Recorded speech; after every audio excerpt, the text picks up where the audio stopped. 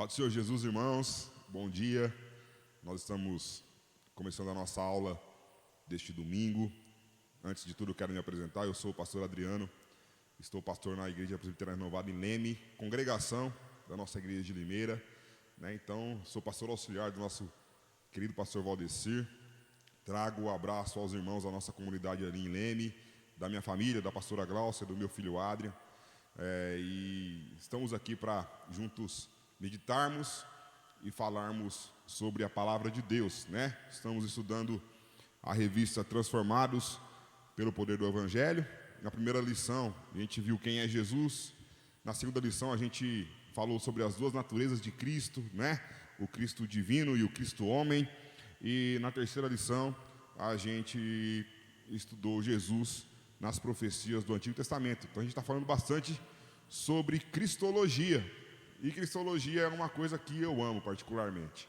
Eu gosto muito de falar sobre cristologia, eu gosto muito de pensar em cristologia, porque o Evangelho é todo sobre Cristo, É todo sobre Cristo, é tudo sobre Ele, é tudo por meio dEle, é tudo para Ele. Então é uma honra, uma satisfação, uma alegria para mim estar aqui nessa manhã, junto com você, para juntos falarmos de Jesus, falarmos do Evangelho. A nossa lição de hoje, ela é o senhorio de Cristo sobre todas as coisas, Ou a supremacia de Cristo sobre todas as coisas. Isso está muito dentro da cristologia. O texto que a lição nos propõe se encontra em Marcos, Marcos capítulo 4, do verso 35 até o verso 41. E eu queria ler com você esse trecho da palavra do Senhor. Diz assim: Naquele dia, sendo já tarde, disse-lhe Jesus: Passemos para outra margem. E eles, despedindo a multidão, o levaram como estava no barco, e outros barcos o seguiam. Ora, levantou-se grande temporal de vento, e as ondas se arremessavam contra o barco, de modo que o mesmo já estava a encher-se de água. E Jesus estava na popa, dormindo sobre o travesseiro. Eles o despertaram e lhe disseram: Mestre, não te importa que pereçamos? E ele, despertando, repreendeu o vento e disse ao mar: Acalma-te, emudece. O vento se aquietou e fez-se grande bonança. Então lhes disse: Por que sois assim tímidos? Como é que não tendes fé? E eles, possuídos de grande temor, diziam uns aos outros: Quem é este que até o vento e o mar lhe obedecem? Vamos orar antes da gente começar a nossa lição aqui, mais especificamente falando. Amém? Senhor Jesus, eu quero te pedir nessa manhã, primeiro te agradecer pela oportunidade de estarmos, ó Pai, mais uma vez compartilhando da Tua Palavra, mais uma vez estudando a Tua Palavra, aprofundando, Senhor, no conhecimento da Tua pessoa. E como é bom para nós te conhecer e prosseguir em te conhecer. Nós queremos cada vez mais e mais, ó Pai, caminharmos contigo, entendermos aquilo que o Senhor tem para nossas vidas. E a gente só consegue entender isso se nós nos aprofundarmos na Tua Palavra. Nos use nessa manhã, nos abençoe nessa manhã, esteja com cada irmão que está nos ouvindo e nos assistindo nessa manhã, ó Pai, cuidando de nós, nos direcionando e nos dando graça e discernimento para entendermos aquilo que o Senhor tem para falar conosco. Obrigado, Pai, por tudo, em nome de Jesus, amém. Irmãos, eu vou ler a introdução aqui da lição. Hoje estudaremos um importante tema presente nos Evangelhos: a amplitude do poder de Jesus. Nessa lição, abrangeremos 4 áreas em que Jesus demonstrou exercer seu senhorio. As 4 áreas são enfermidades, natureza, demônios e morte.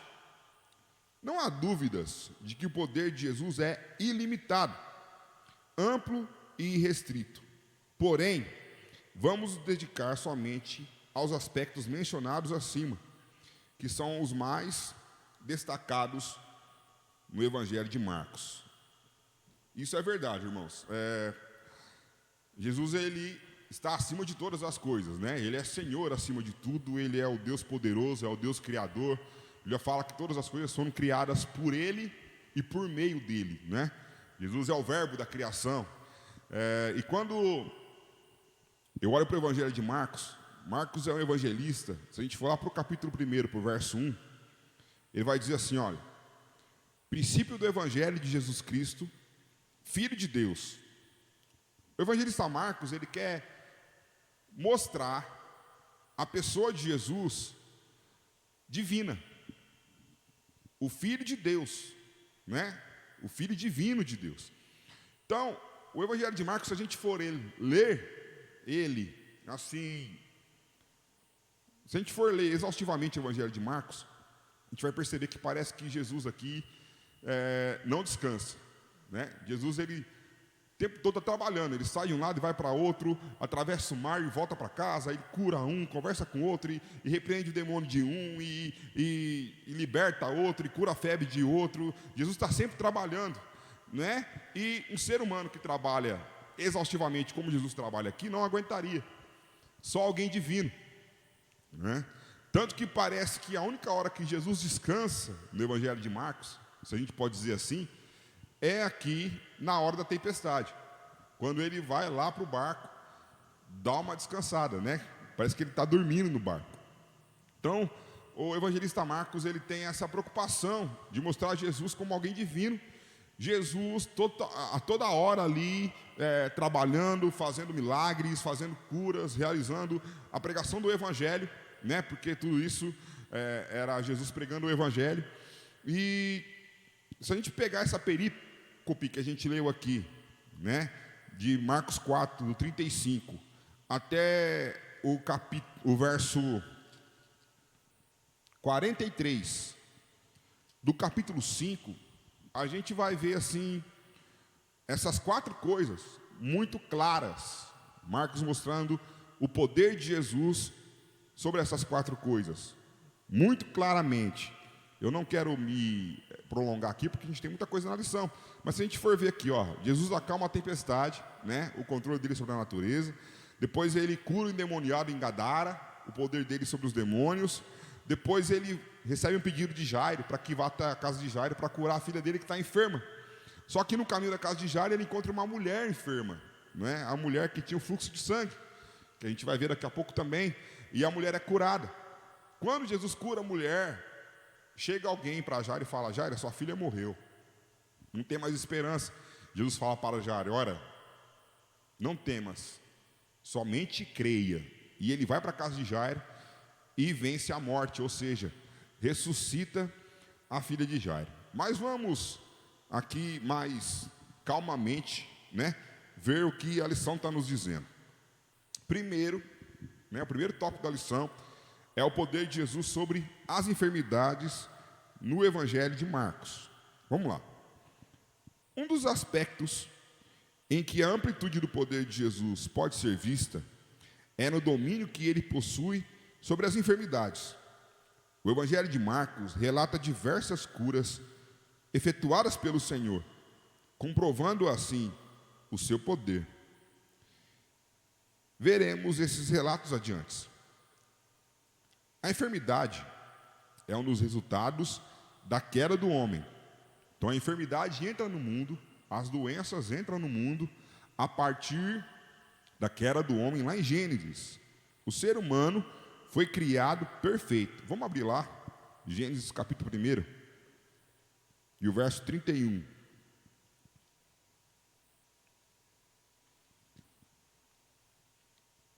O ser humano foi feito perfeito. Olha o que diz o verso 31 do capítulo 1. Viu Deus que tudo quanto fizera, eis que era muito bom. Houve tarde e manhã, o 6º dia. No 6º dia Deus criou o homem, né? O homem e a mulher. E aí Deus olha para a sua criação e vê perfeição. Ele vê que tudo que ele criou foi muito bom.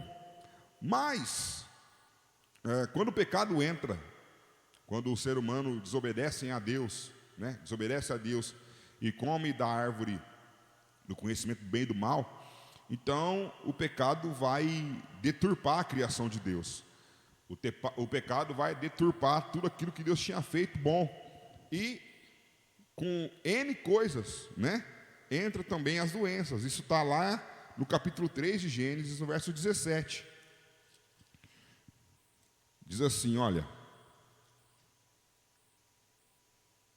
e disse a Adão: visto que atendeste à voz de tua mulher e comeste da árvore, que eu te ordenara que não comesses, maldita é a terra por tua causa, em fadigas obterá dela o sustento durante os seus dias de tua vida. Aqui Jesus está falando claramente para Adão que o homem passaria por fadigas, o homem passaria por enfermidades, né? Por doenças. As Escrituras Sagradas também nos ensinam que as enfermidades podem ser resultado de um pecado cometido. Trata-se, nesse caso, de uma punição divina, por causa de determinada transgressão. Deuteronômio 28, 27 a 29. Quando a gente vai abrir Deuteronômio 28, a gente vai ver que tem várias bênçãos que são consequências da nossa obediência a Deus, e várias maldições que são consequências da nossa desobediência a Deus. Quando a gente peca, a gente está desobedecendo a Deus, né? Então, muitas das nossas enfermidades são consequência dos nossos pecados. Muitas das nossas doenças que nós enfrentamos são consequência da nossa desobediência a Deus.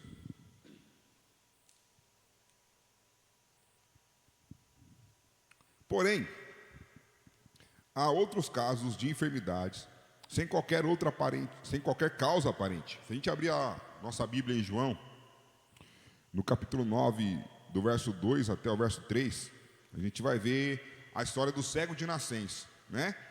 E aí algumas pessoas perguntam para Jesus: mas por que esse rapaz nasceu cego? Por que ele é cego de nascença? Será que os seus pais cometeram algum pecado para que ele nascesse cego, né?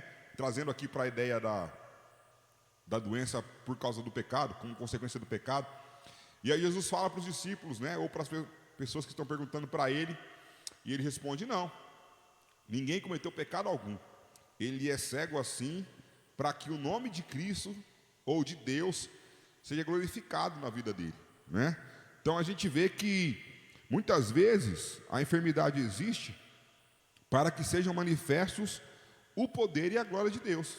Deus também usa enfermidades na vida de pessoas para que o nome dele seja glorificado, né? Através de testemunhos, através de curas, através de situações que a pessoa enfrenta por causa da necessidade, da enfermidade, e que as pessoas exaltam ao nome de Deus, vivendo aquilo que ela está vivendo. Eu poderia usar vários exemplos aqui de pessoas que eu conheço, que talvez não foram curadas das suas enfermidades, até morreram delas, mas que passaram por elas e enfrentaram elas, glorificando a Deus, mesmo sofrendo, mesmo tendo em sua carne uma consequência do pecado, que é a enfermidade, mas reconheceram que nem aquela enfermidade poderia apagar a força e o tamanho do poder de Deus, do Espírito Santo, habitando nas suas vidas. Amém, irmãos? Deixa eu só procurar o resto da lição aqui, porque eu estou no PDF. Aqui, achei. Jesus revelou que seu poder é maior que qualquer tipo de enfermidade. Veja os seguintes textos no Evangelho de Marcos, referente a curas efetuadas. Quando a gente vai abrir o Evangelho de Marcos, a gente vai ver Jesus fazendo muitas curas, né? Curando muita enfermidade. E aí a primeira está lá no capítulo 1, no verso 21, é a sogra de Pedro, né? A sogra de Pedro estava enferma e tinha muita febre, e Jesus cura a febre da sogra de Pedro. No mesmo capítulo 1, do verso 40 até o verso 45, a gente vai ver Jesus curando um leproso, né? Jesus cura um leproso, capítulo 1, isso, do verso 40 até o 45, tem a cura de um leproso. No capítulo 2, do verso 1 até o verso 12, a gente vai ver Jesus curando um paralítico em Cafarnaum. Jesus curou uma paralisia em Cafarnaum. No capítulo 3, do verso 1 até o verso 6, a gente vai ver Jesus curando o homem que tinha uma mão ressequida, né? Ele estendeu a mão e a mão foi curada por Jesus Cristo. Aí a gente vai entrar agora na perícope que eu falei para vocês. Se a gente for lá no capítulo 5, do verso 24 até o 34, a gente vai ver a cura da mulher que sofria de uma hemorragia há 12 anos, né? A mulher com fluxo de sangue. Se a gente for no capítulo 7, do verso 31 até o 37, a gente vai ver Jesus curando um rapaz que era surdo e gago. Ele cura a surdez e a gagueira.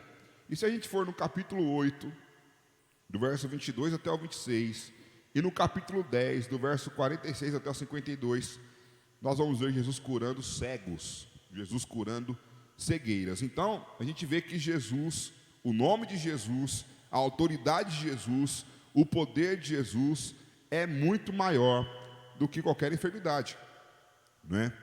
Nos demais evangelhos, há outros relatos de curas efetuadas por Jesus. O Senhor agiu curando desde uma enfermidade aparentemente muito simples, como a febre, até a lepra, doença que tirava o indivíduo do convívio da sociedade e o marginalizava. A lepra era algo terrível, né? A pessoa leprosa, ela tinha que sair do convívio da sociedade, como também aquela mulher que tinha o fluxo de sangue, né?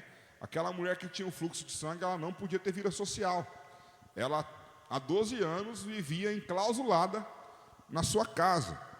E a Bíblia fala que ela já tinha gastado tudo que ela tinha com médicos, né, com consultas, procurando uma cura, mas ela não tinha encontrado, não tinha achado a solução para o seu problema, e ela encontra em Jesus.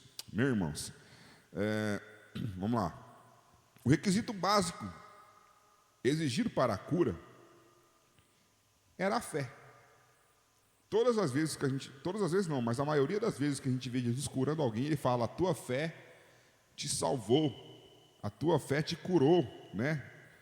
Vamos ver Marcos capítulo 5, verso 34, Jesus falando para a mulher do fluxo de sangue, diz assim: ora, então a mulher, atemorizada e tremendo, cônscia, ou seja, consciente, sabendo do que nela se operara, veio, prostrou-se diante dele e declarou-lhe toda a verdade. E Jesus lhe disse: filha, a tua fé te salvou. Vai-te em paz e fica livre do teu mal. Irmãos, a fé é uma coisa muito importante no processo. Eu ia falar que sem fé é impossível nós agradarmos a Deus, não é? Então, se a gente realmente acha que Jesus cura, né? Se a gente realmente acha que o nome de Jesus é poderoso, é porque a gente tem fé. E essa fé, ela tem que ser uma fé expressa. A gente tem que declarar essa fé, a gente tem que mostrar essa fé, a gente tem que propagar essa fé para outras pessoas, para quem está sofrendo agora, né? Esse é o nosso papel. Nessa manhã a gente tem que pensar nisso. Faça uma reflexão durante esse domingo. O que é que eu estou fazendo com a minha fé? O que é que eu estou fazendo com aquilo que eu creio, que eu acredito? Eu estou levando cura para a vida de outras pessoas? Eu estou levando a alegria de Cristo, de Deus, para a vida de outras pessoas através da fé que eu tenho, né? O nome de Jesus é poderoso para fazer coisas tremendas, mas isso tudo parte da nossa fé. Nem todos são curados, isso é fato. É importante verificar que os textos bíblicos não dão a entender que Jesus curava todos os doentes que iam a ele. Em Marcos capítulo 1, do verso 32 ao 34, por exemplo, é dito que trouxeram a Jesus todos os enfermos, Mas o verso 32 vai dizer, e ele curou, no 32 vai dizer que trouxeram a Jesus todos os enfermos. Mas o 34 vai dizer que ele curou muitos doentes. Não todos, muitos. Deve-se levar em consideração também os propósitos de Deus, né? Às vezes Deus não tem um propósito na cura da pessoa, mas Deus tem um propósito na história que aquela pessoa vai escrever dentro daquela enfermidade, né? Como eu já disse, eu conheço pessoas que não foram curadas, até morreram das suas enfermidades, mas que usaram a enfermidade que elas tinham para pregar o evangelho. Usaram a enfermidade que elas tinham para alcançar pessoas com a mesma enfermidade, com a mesma doença, e falar do nome de Jesus, falar do poder de Deus, falar da fé que elas professavam. E uma frase que me marcou de uma dessas pessoas era: Adriano, se eu for curada, Deus é Deus. Se eu não for, Ele continua sendo Deus. E eu lembro disso e me arrepio, porque isso é fé, irmãos. Isso é fé.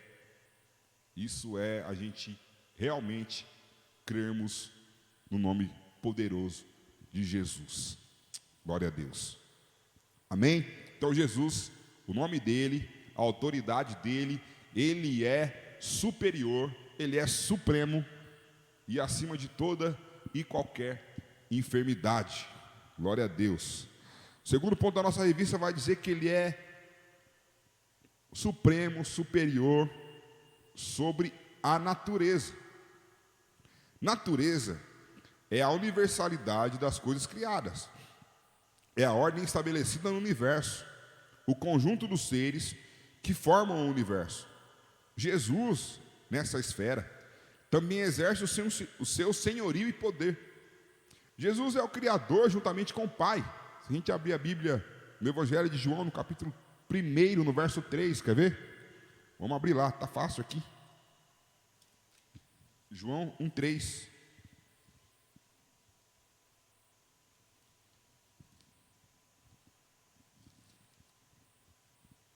Vai dizer assim: todas as coisas foram feitas por intermédio dele, e sem ele, nada do que foi feito se fez.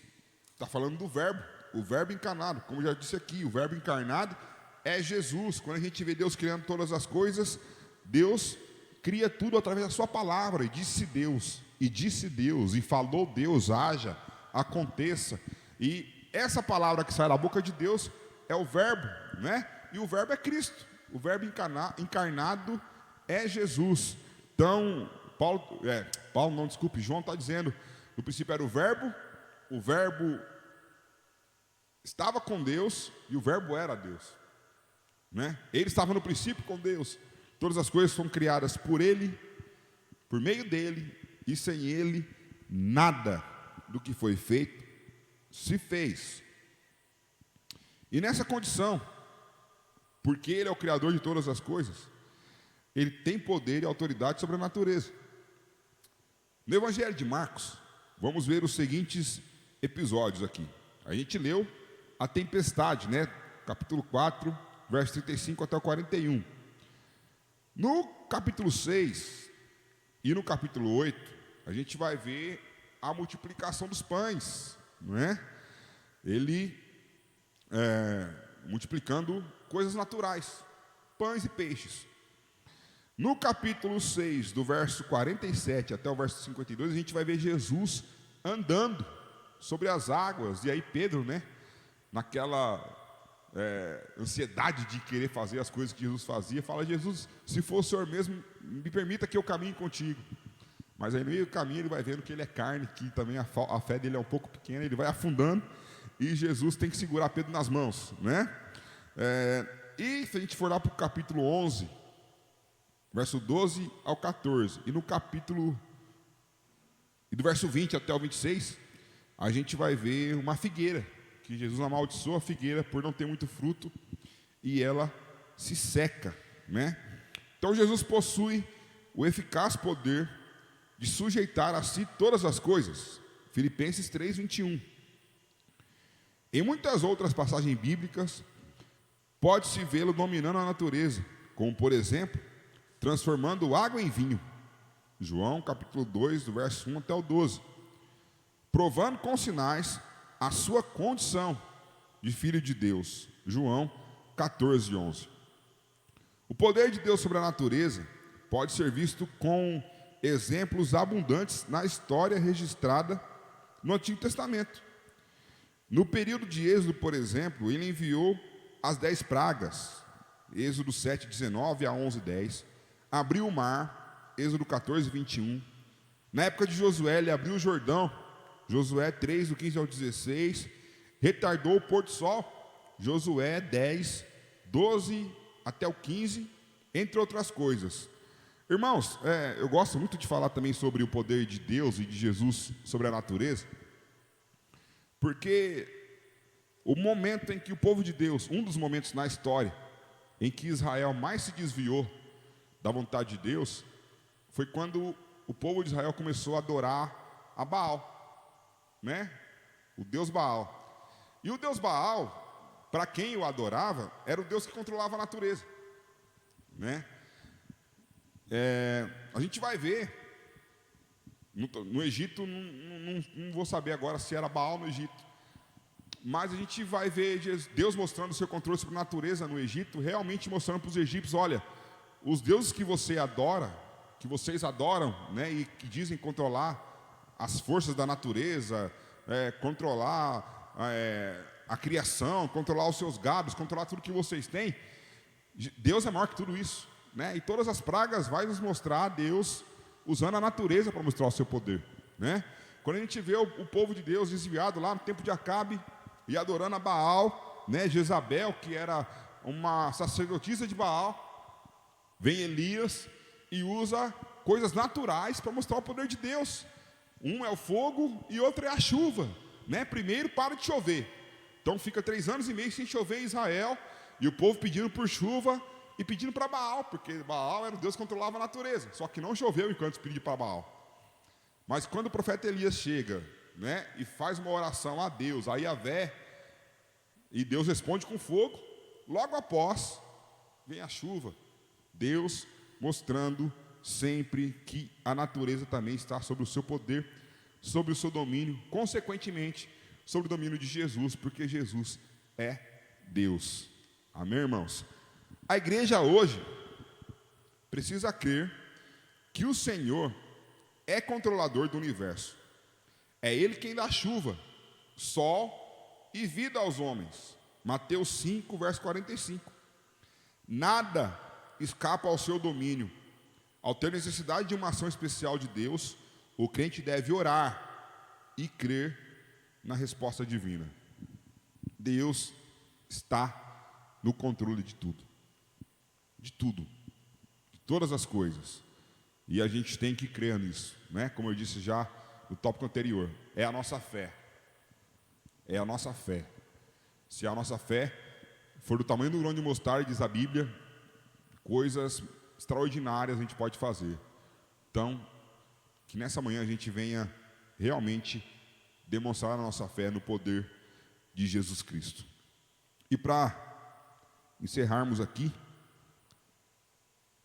vai falar sobre o poder de Jesus sobre os demônios, que a gente vai ver também aqui nessa perícope, né? Jesus curando o endemoniado lá de Gadara, o Gerazeno, do capítulo 5, do verso 1 até o verso 20. O objetivo do diabo é oprimir e destruir a vida do homem, levando-o à perdição. E ele tem feito exatamente isso. João 10, 10. O diabo vem para roubar, matar e destruir. Mas Jesus vem para que nós tenhamos vida e vida em abundância. Não é? É isso mesmo? Deixa eu só confirmar. Isso, o ladrão vem roubar, matar e destruir, e eu vim para que tenham vida e vida em abundância.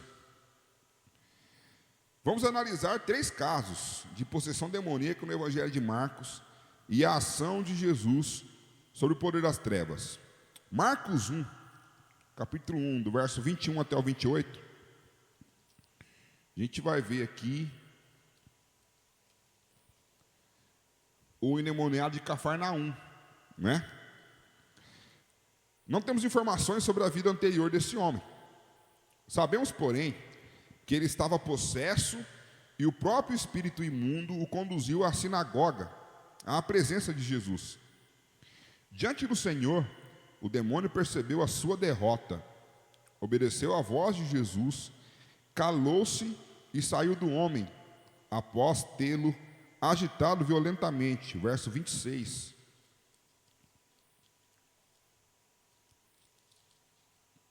Diz assim: então o espírito imundo, agitando violentamente e bradando em alta voz, saiu dele, do endemoniado de Cafarnaum. Marcos 5, do verso 1 até o 20, foi o que eu falei agora, é o endemoniado lá de Gadara, o Gerazeno, né? O caso do endemoniado gadareno era gravíssimo. Numa análise rápida do texto, são revelados os seguintes fatos sobre aquele homem. Ele vivia separado da sociedade, morando nos sepulcros. Verso 3. Ele era feroz, violento e indomável. Também no verso 3, tá essas características. Ele era constantemente atormentado, não tinha paz. Verso 5. E ele feria-se costumeiramente com pedras. Também no verso 5. Irmãos, que vida atribulada, né? Que vida atormentada desse endemoniado de Gadara. Contudo, bastou um contato com Jesus para que a sua vida fosse transformada, voltando-se à normalidade. Após encontrar-se com Jesus e ter sido liberto, foi visto assentado, vestido e em perfeito juízo. Verso 15. Além disso, desejava estar com Jesus. Verso 18. E tornou-se um pregador do Evangelho. Está lá no verso 20. Irmãos, essa passagem aqui eu gosto muito. Porque o endemoniado, quando ele vê Jesus, né, Jesus vai e chega em Gadara, né, e o primeiro contato que ele tem com uma pessoa de Gadara é com esse endemoniado. O endemoniado, a gente vai ver que o endemoniado chega diante de Jesus e se prostra. Olha aqui, ó, o verso, capítulo 5, verso 6. Quando de longe viu Jesus, correu e o adorou. Ou seja, o diabo se prostrou para adorar Jesus, exclamando em alta voz: que tenho eu contigo, Jesus, Filho de Deus Altíssimo? O diabo reconhece quem é Jesus. Conjuro-te por Deus, que não me atormentes. Isso aqui não é o endemoniado falando, é o diabo falando para Jesus: ó, me deixa quietinho aqui, né? Não me atormenta não.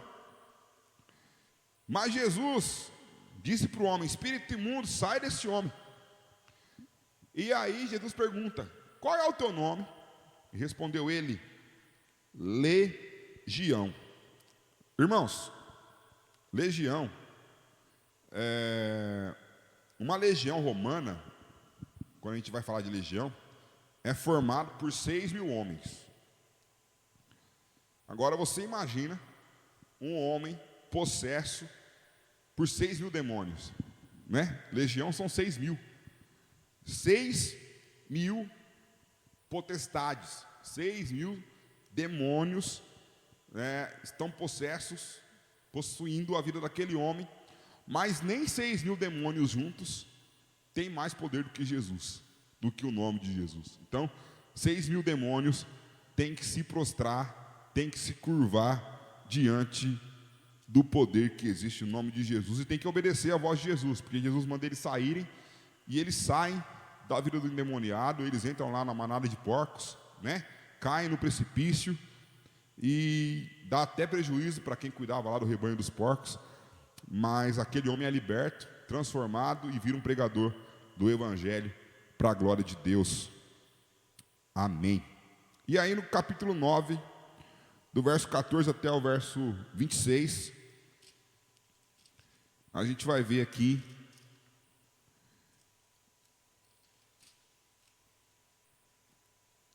um jovem possesso, né? O pai do jovem traz o rapaz para que Jesus ele tire o demônio do seu filho. Aquele jovem era possesso de um espírito mudo, né? Ele não falava. Nesse caso, o filho de um determinado homem que procurou Jesus estava possesso. O jovem era lançado por terra pelo demônio, espumava e rilhava os dentes. Verso 18. O diabo havia feito várias tentativas para o matar, lançando-o no fogo e na água. Porém, Jesus o libertou e o restaurou ao seu pai. A vitória é sempre de Jesus. Colossenses, capítulo 2, verso 15. Eu quero ler esse texto, porque esse texto é muito profundo.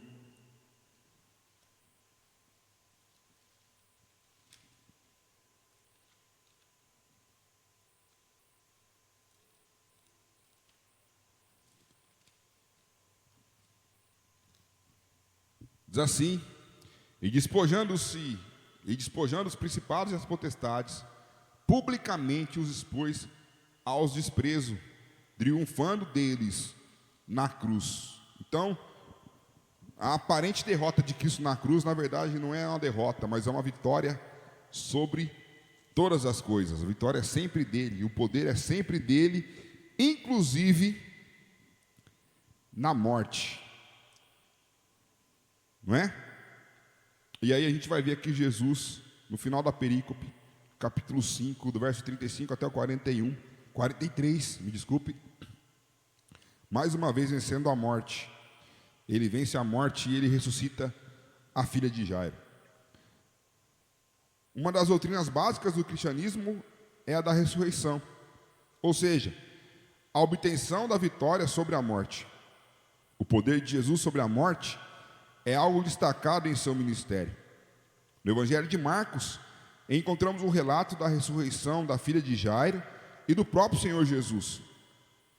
Nos demais evangelhos, podem ser vistos outros casos de ressurreição, como o filho da viúva de Naim, Lucas 7, do 11 ao 17, a de Lázaro, no Evangelho de João, no capítulo 11, do verso 1 até o 46. Certamente há inúmeras outras pessoas que foram ressuscitadas, mas os evangelhos não as mencionam. Jesus tem poder sobre a morte, porque Ele é o dono da vida. Ele é a própria vida. Em 1 Coríntios, verso 15, há uma ampla reflexão do apóstolo Paulo sobre o tema ressurreição. O escritor conclui que se não há ressurreição, a fé é vã. A fé cristã se baseia no fato de que um dia todos os salvos irão ressuscitar, à semelhança de Cristo, e viver com Ele por toda a eternidade. 1 Coríntios 15, do 13 ao 14.